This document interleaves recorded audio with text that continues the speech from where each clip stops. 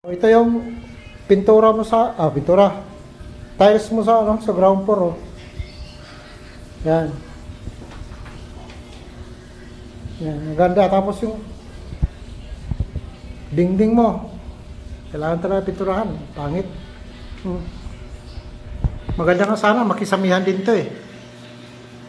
Kasi sabi nga ni Tamay, parang kabaong daw. Yan. Tapos sa taas,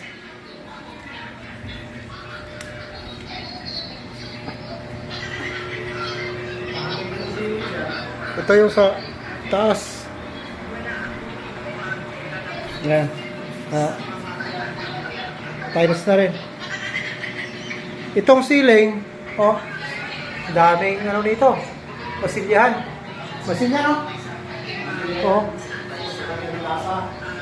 Babaon pa yung mga tornilyo niya. Bitaw yan. Babaon pa na itong mga tornilyo. Masahin yan. Bitaw lahat yan. Bukol-bukol yan pag sinasilyahan siya.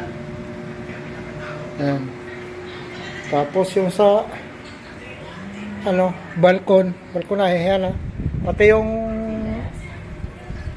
parang canopy doon, yan buhusan na kanina. Yung mga mga poste nabuhusan na rin kanina.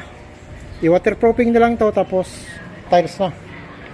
Tapos yung railings. Ayan. Pati dito.